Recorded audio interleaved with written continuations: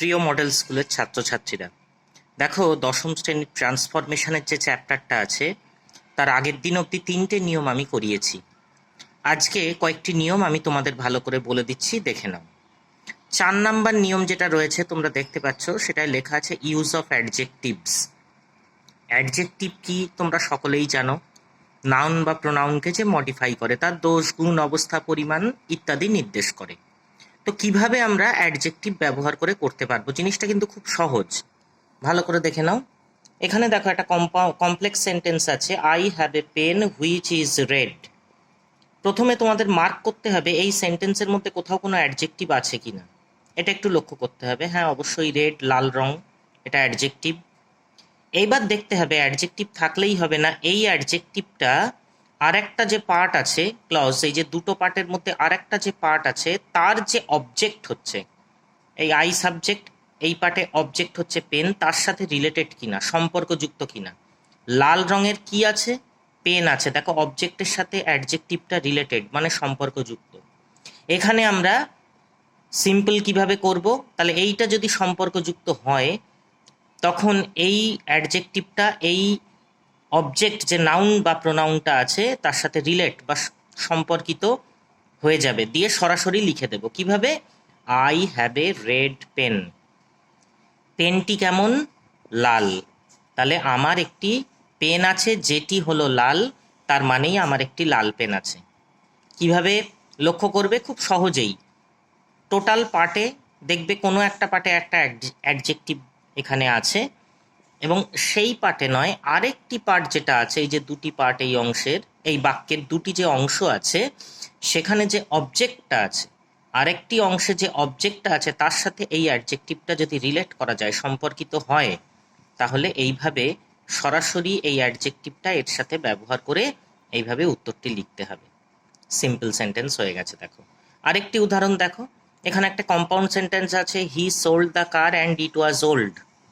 এখানে দেখো প্রথম অংশে কার, এটা অবজেক্ট, ওল্ডটা ছিল একটি অ্যাডজেক্টিভ। এই ওল্ড কার সাথে যুক্ত? একটু আগেই বললাম আরেকটি অংশের অবজেক্টের সাথে যুক্ত আছে। কোনটি পুরানো? গাড়িটি পুরানো। তাহলে এখানে আমরা এই নিয়মে করতে পারবো, he sold the old car. Clear? এই নিয়মটা তোমরা ভালো করে দেখে নাও, খুব সহজ নিয়ম, যে একটি পার্টের অবজেক্টিভ অ্যাডজেক্টিভ আরেকটি পার্টের অবজেক্টের সাথে খাপ খাচ্ছে কিনা বা মিলছে কিনা, তাহলেই এই ফর্মে ওল্ড কার, রেড পেন এইভাবে করা যাবে। এবার দেখো আরেকটি নিয়ম তোমাদের আমি দেখাচ্ছি, সেটা হচ্ছে ইউজ অফ অ্যাডভার্বস। এইটাও খুব কঠিন নয়, কিন্তু একটু ভালো করে বুঝে নাও কেমন জিনিস এটা। ইউজ অফ অ্যাডভার্বস যখন আমরা বলছি, অ্যাডভার্ব কাকে বলে জানো?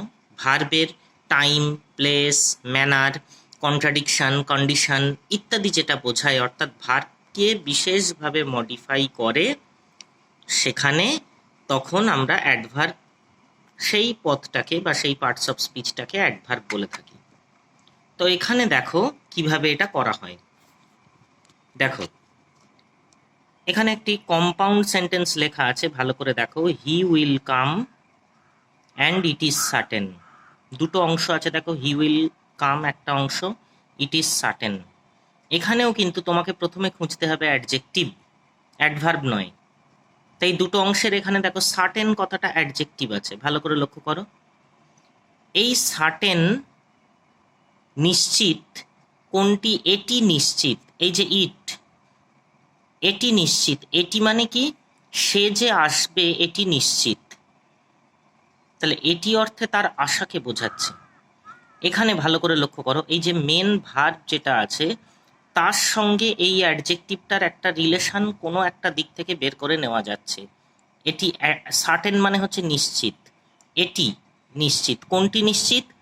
যে তার আশা, সে আসবে। তাহলে এর সাথে অ্যাডজেক্টিভটাকে যদি আমরা এই আশার সাথে যোগ করি, তখন এই যে কাম, এটা তো ভার্ব, ভার্বকে যে মডিফাই করে তাকে আমরা বলি কি? অ্যাডভার্ব। তাহলে এই অ্যাডজেক্টিভ থেকে এই ওয়ার্ডটাকে অ্যাডভার্বে কনভার্ট করে নিতে হবে। সাধারণত অ্যাডজেক্টিভের সাথে এল ওয়াই যোগ করলে অ্যাডভার্ব হয়ে যায়, এটা মনে রাখবে, অ্যাডজেক্টিভের সাথে এল ওয়াই যোগ করলে অ্যাডভার্ব হয়ে যায়। তাহলে সার্টেন থেকে কি করতে হবে আমাকে? সার্টেনলি। দেখো হি উইল সার্টেনলি কাম, এটা কিন্তু লেখা যাবে হি উইল কাম সার্টেনলি বা সার্টেনলি হি উইল কাম, তবে আমরা এই ইউজটা বেশি করি। এটাই কোনো সার্টেনলিটা আগেও দেওয়া যাবে, সবার শেষেও দেওয়া যাবে, এখানেও দেওয়া যাবে। তাহলে এইখানে দেখো এই যে এই যে অ্যাডজেক্টিভ নয়, এটা অ্যাডভার্ব ছিল, এটা কিন্তু অ্যাডজেক্টিভ থেকে আমরা অ্যাডভার্বে পরিণত করে নিলাম এল ওয়াই যোগ করে। কিভাবে বুঝবো? একটা পার্টে একটা অ্যাডজেক্টিভকে খুঁজে বের করতে হবে, সেটি এটির সাথে সম্পর্কযুক্ত। কার সাথে সম্পর্কযুক্ত? এটি। এটি মানে এই যে এখানে যে সাবজেক্ট আছে আর একটা অংশে, সেটাকে কি বোঝাচ্ছে? তার আশাটাকে বোঝাচ্ছে। কিন্তু আশা ব্যাপারটা নাউন নেই, ভার্ব যেহেতু, তাহলে এর সাথে ভার্বকে রিলেট করতে গেলে এটাকে অ্যাডভার্ব করে নিতে হবে। দেখো হি উইল সার্টেনলি কাম। আবার একটা উদাহরণ দেখো, বুঝতে পারবে। My friend has told this and it is obvious, এটাও কম্পাউন্ড সেন্টেন্স। এখানে দেখো অবভিয়াস একটা অ্যাডজেক্টিভ আছে এই অংশে। এটি নিশ্চিত। কোনটি নিশ্চিত? আমার বন্ধু এটি বলেছে, তাহলে তার বলা ব্যাপারটা নিশ্চিত। তাহলে বলা মানে এটা ভার্ব টোল্ড, এর সাথে এইটি যদি আমি কানেক্ট করি এই অ্যাডজেক্টিভটা, তাহলে ভার্বের সাথে এটা কানেক্ট করলে আর অ্যাডজেক্টিভ রাখা যাবে না, সেটাকে কি করে নিতে হবে? অ্যাডভার্ব করে নিতে হবে। অবভিয়াসের অ্যাডভার্ব ফর্ম কি হবে? এল ওয়াই যোগ করতে হবে, অবভিয়াসলি। দেখো my friend has obviously told this, এই অ্যাডজেক্টিভটা এখানে অ্যাডভার্ব হয়ে গেছে, এটা obviously my friend has told this লেখা যাবে। এটা হচ্ছে কিছুই না, অ্যাডজেক্টিভটা কোনোভাবে ভার্বটার সাথে রিলেট হচ্ছে, মেন ভার্বটা আরেকটি অংশের, ওই অংশের নয় কিন্তু, যে অংশে এটি আছে সেই অংশের নয়, আরেকটি অংশের মেন ভার্বের সাথে রিলেট হয়ে অ্যাডভার্বে কনভার্ট করে নিয়ে আমরা সিম্পল সেন্টেন্স করছি। ক্লিয়ার? এবার দেখো আরেকটি নিয়ম আমি দেখাচ্ছি, use of noun in apposition. এই নিয়মটা ভালো করে দেখো। এই নাউন ইন অ্যাপোজিশন কখন আমরা বের করতে পারবো? জিনিসটা খুব একটা কঠিন না। কিভাবে আমরা বুঝবো একটু দেখে নাও, সহজে বুঝতে পারবে। সহজে আমি বলে দিচ্ছি। দেখো এখানে একটা সেন্টেন্স আছে, টেগোর মানে রবীন্দ্রনাথ ঠাকুরকে ইংলিশে টেগোর ফর্মে লেখা হয়, who is a great poet composed many poems. অর্থাৎ রবীন্দ্রনাথ যিনি একজন বিখ্যাত কবি, কম্পোজড মানে রচনা করেছিলেন বা লিখেছিলেন অনেক কবিতা। এটা একটা দেখো কমপ্লেক্স সেন্টেন্স, ঠিক আছে? কিভাবে বুঝবো? এখানে একই সাবজেক্ট ম্যাটার, এখানে দুটো অংশের সাবজেক্ট একই, তার সম্পর্কে দুটো আলাদা ক্রাইটেরিয়া আছে, আলাদা কিছু বলা আছে। এই টেগোরই একজন বিখ্যাত কবি এবং টেগোরই অনেক কবিতা রচনা করেছিলেন, এটা বুঝে নিতে হবে। একই সাবজেক্টকে দুভাবে মডিফাই করা হচ্ছে, দুটো অংশে আলাদা আলাদাভাবে তাকে বিশেষভাবে বোঝানো হচ্ছে যে তিনি একজন বিখ্যাত কবি, তিনি অনেক কবিতা রচনা করেছিলেন। এইরকম ফর্ম যদি থাকে, এবং মনে রাখতে হবে কোনো একটি অংশে, যে কোনো একটি দুটি অংশের যে কোনো একটি অংশে, সে কমপ্লেক্স সেন্টেন্স হোক কম্পাউন্ড সেন্টেন্স হোক, দুটি অংশ থাকে, তার যে কোনো একটি অংশে বিভার্বই একমাত্র মেন ভার্ব আছে। দেখো বিভার্ব মানে অ্যাম ইজ আর হতে পারে, ওয়াজ ওয়ার হতে পারে। এখানে দেখো এই অংশটাই Tagore who is a great poet, only main verb, একটি ভার্ব আছে, এটি মেন ভার্ব বিভার্ব। এইরকম যদি থাকে, অর্থাৎ একটি অংশে বিভার্বই মেন ভার্ব, আরেকটি অংশেও থাকতেও পারে বা অন্য ভার্ব থাকতে পারে, তখন নিয়মটা কি হয়? তখন যেহেতু সেম সাবজেক্ট, ভালো করে গঠনটা দেখো, সাবজেক্টটা লেখা হয়েছে টেগোর, এই লিঙ্কার কমপ্লেক্সে যেটা থাকে সেটা অবশ্যই উঠে যাবে। তারপরে এই মেন ভার্ব যে বিভার্ব, ভালো করে লক্ষ্য করবে, মেন ভার্ব বিভার্বের পরিবর্তে একটা কমা বসে, বিভার্বের পরিবর্তে কমা, এই অন্য ভার্বের পরিবর্তে কিন্তু কমা বসবে না, বিভার্বের পরিবর্তে দেখো একটা কমা বসানো হলো। এই কমাটা বিভার্বের পরিবর্তে বসেছে বলে এটা আর লেখা যাবে না, কিন্তু এই বিভার্বটা মেন ভার্ব উজ্জ্ব হয়ে গেল, কমা হয়ে গেল। এইবার ভার্ব বাদে বাকি অংশটা লিখতে হবে। কি লেখা আছে ওই অংশে? এ গ্রেট পোয়েট। দেখো এ গ্রেট পোয়েট, এই সার্কেল পার্টটুকু নেমে এসছে, আর এইটা লিঙ্কারটা অমিট করে দিতে হবে। প্রথম অংশটা যেই শেষ হলো, এই কমাটা ছিল, দেখো আবার একটা কমা, এই দুটো কমা মাস্ট। এই দুটো কমার যদি কেউ একটা কমা না দেয় ভুল করে, উত্তরটা কিন্তু ভুল বলে ধরা হবে। এই দ্বিতীয় কমার পর পরের পার্টটা কোনো চেঞ্জ হবে না। কম্পোজড মেনি পোয়েমস, দেখো একটাই মেন ভার্ব হয়ে গেছে, এটা সিম্পল সেন্টেন্স হয়ে গেছে। ভালো করে বোঝো, দুটো অংশে একই সাবজেক্ট সম্পর্কে দুটো আলাদা বিষয় বলা আছে। তখন যদি কোনো একটি অংশে বি ভার্বটাই মেন ভার্ব হয়, be verb main verb, am is are অথবা ওয়াজ ওয়ার, তাহলে করতে গেলে নাউন ইন অ্যাপোজিশনে কি হবে, লিঙ্কারটা প্রথমেই তুলে দিতে হবে।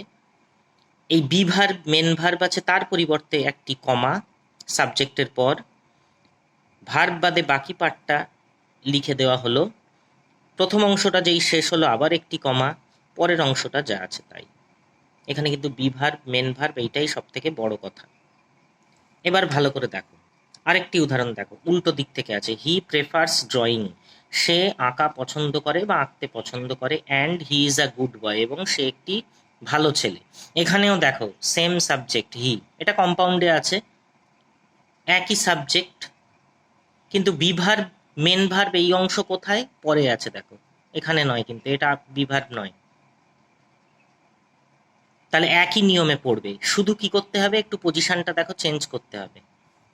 একই সাবজেক্ট বলেছি আগের মতো, টেগোর এখানে যেমন একই সাবজেক্ট বসেছে।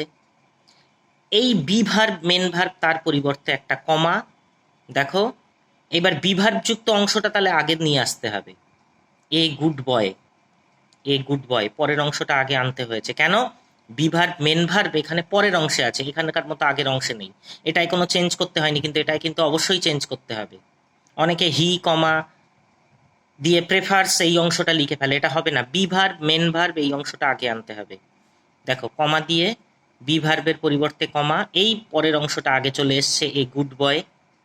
প্রথম অংশ শেষ হলে বলেছি আবার একটা কমা। এইবার দেখো যে অংশে বি ভার্ব মেন ভার্ব নয়, অর্থাৎ আরেকটি অংশ, সেখানকার অংশটা, হিটা কিন্তু আর লেখা যাবে না, একবার বসে গেছে সাবজেক্ট। প্রেফার্স ড্রয়িং, এটা পরে চলে গেছে, এটা ছিল এখানে আগে। সুতরাং নাউন ইন অ্যাপোজিশনের নিয়মটাই হচ্ছে, বি ভার্ব যদি মেন ভার্ব থাকে কোনো পার্টে, আর অন্য কোনো ভার্ব নেই দেখো এখানে, তখন সেই বি ভার্বের পরিবর্তে কমাটা বসে, বি ভার্বের পরিবর্তে কমাটা বসেছে। তারপরে বাকি অংশটা লেখার পর প্রথম অংশ বা একটি অংশ যেই শেষ হবে, এখানে একটি অংশ শেষ হয়েছে, এখানেও একটি অংশ শেষ, আবার একটি কমা, দুটি কমা অবশ্যই বলেছি, আরেকটি অংশ যে পার্টে বি ভার্ব মেন ভার্ব নেই সেখানে লিখে দিতে হবে। সুতরাং be verb main part, be verb main verb আছে এমন পার্ট আগেও থাকতে পারে পরেও থাকতে পারে। আগে থাকলে কোনো সমস্যা নেই, পরে থাকলে কিন্তু ওটাকে আগে নিয়ে আসতে হবে। এইভাবে নিয়মটা করা হলো নাউন ইন অ্যাপোজিশনের। একটু ভালো করে কথাগুলো শুনে বুঝে নেবে, আশা করি সমস্যা হবে না। সকলে সুস্থ থাকো, ভালো থাকো। আর দু একটি নিয়ম আমি সামনের দিন বলে দেবো।